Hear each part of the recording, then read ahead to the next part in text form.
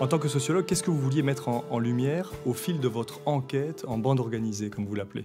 Nous, ce qu'on voulait montrer, c'est que c'était une classe sociale, une oligarchie qui, dans toutes les nations et à l'échelle de la planète, a vraiment décidé de ne plus contribuer aux solidarités nationales, hein, pour détruire cette dernière poche de solidarité que sont les États-nations.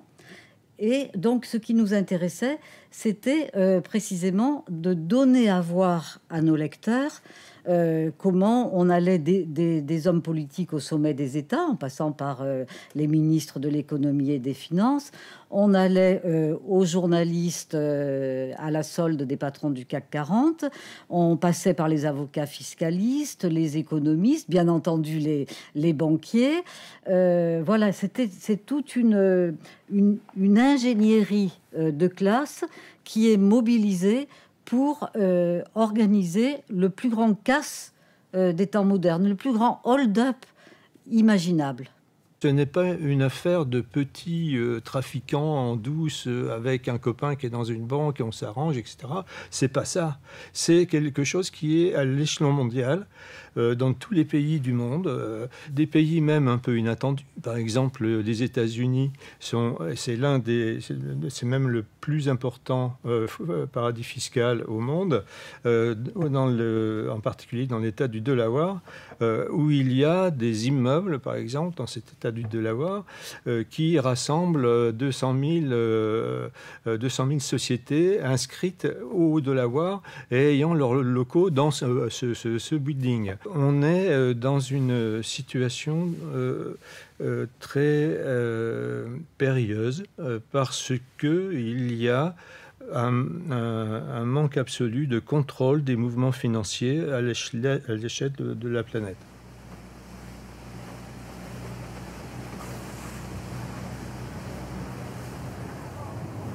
Bon, la première maison avec les palmiers dans le jardin, là, elle a eu pas mal de propriétaires. Là, ce sont des Russes. C'est Tatiana Yeltsin, la fille de Boris, l'ancien président russe.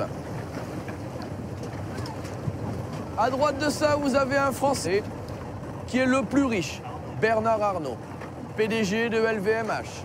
Louis Vuitton, Moët & Chandon, NC, Dior, Kenzo, Prada. Et la Maison Blanche qui est à côté, c'est une Française. Et cette maison, elle la loue. 40 000 € la semaine. Regardez tous les beaux bateaux. C'est comme les maisons. Pour rentabiliser les bateaux, qu'est-ce qu'ils font? Ils les louent. C'est-à-dire qu'un bateau de 60 mètres, si vous voulez le louer, c'est à peu près 250 000 € la semaine. Après, vous allez avoir la place de parking. 2500 € par jour. Tous les bateaux ont quasiment les mêmes pavillons. C'est ce qu'on appelle les paradis fiscaux. Des endroits comme Georgetown, Sea, les îles Caïmans. Les îles Caïmans, c'est grand comme Saint-Tropez, mais on a 100 000 sociétés d'enregistrées. Enfin, ils ont les boîtes aux lettres. Et il y a à peu près 200 banques. Donc tu sais à quoi ça sert, le truc. C'est une question de taxes. Plus ils sont riches, moins ils en donnent. Lorsqu'on parle de paradis fiscaux, on pense inévitablement à des petites îles lointaines, délicieuses, avec des palmiers, du sable blanc, etc.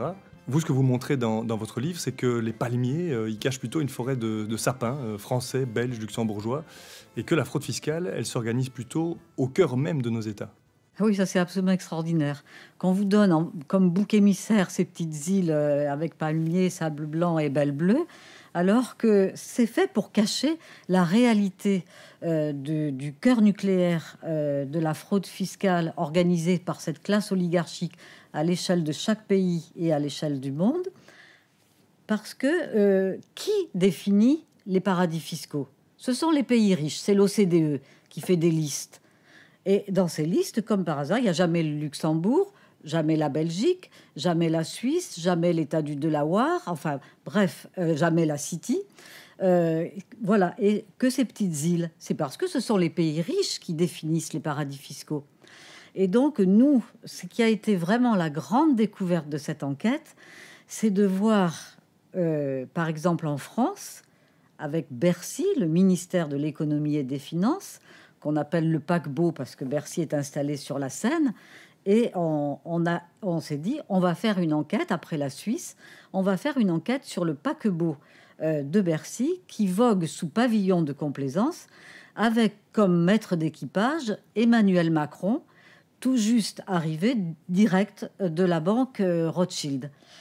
Et donc là, on a fait vraiment, je crois, quelque chose, en tout cas, qui nous a beaucoup plu à faire, de montrer que l'évasion fiscale était organisée avec la complicité des politiques au plus haut niveau en France.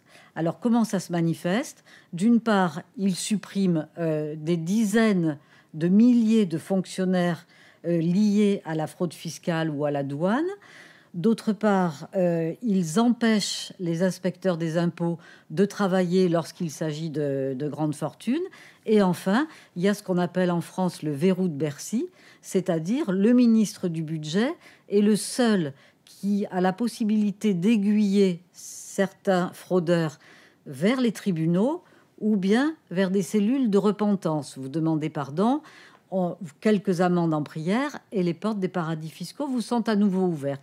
Et ce qui est très intéressant dans notre enquête avec Michel, c'est que les petits fraudeurs sont orientés vers les tribunaux, l'audience publique, l'humiliation que représente, la visibilité que représente le tribunal, tandis que les camarades de classe sont orientés vers ces cellules de repentance. Et alors, je conclus en disant, seul le ministre du Budget est le chef de gare, avec cette possibilité d'aiguiller. Mais quand le ministre du Budget s'appelle Jérôme Cahuzac, alors on fait comment? Donc ça veut dire que le gendarme est à la fois gendarme, mais aussi voleur. Dans ce cas-là, c'est exactement ça. Et donc, il a fallu, dans le cas de Jérôme Cahuzac, qu'il y ait précisément le travail de la presse, d'un lanceur d'alerte, pour que, enfin, alors que c'était quelque chose qui était connu, qu'enfin Jérôme Cahuzac soit confondu dans ce statut bizarre de gendarme et de voleur. C'est quand même assez fort ce que vous avancez, c'est que les ministères des Finances français notamment, mais aussi européens, sont des complices actifs de la grande fraude fiscale. Oui. En 2006, la Belgique a voté une loi qui permet d'exempter les royalties que l'on peut toucher lorsqu'on possède un brevet. Vous avez un brevet, ce brevet génère des royalties. Eh bien, avant, ces royalties étaient taxées au taux de l'impôt des sociétés, c'est-à-dire grosso modo 34%. À partir de cette loi, qu'a fait cette loi? Elle a exonéré 80% des revenus, donc vous touchez 100 € de royalties, eh bien 80 € sont d'office exonérés de tout impôt et seuls les 20 € qui restent sont taxés au taux habituel. Eh bien cette loi a été rédigée par un cabinet d'avocats qui a été payé par GlaxoSmithKline, une société pharmaceutique qui, comme par hasard, s'est révélée être la principale bénéficiaire de cette loi. Grâce à cette loi, elle a pu détaxer plusieurs milliards d'euros de bénéfices qu'elle a réalisés sur l'ensemble des ventes de vaccins dans le monde entier pour lutter contre la pandémie de grippe A-H1N1 en 2009. Donc ça, c'est un exemple très concret. Une société pharmaceutique qui a des intérêts économiques en Belgique fait pression sur le gouvernement pour faire passer une loi dont elle est la principale bénéficiaire. Ça, c'est un exemple du paradis fiscal belge. Un deuxième exemple,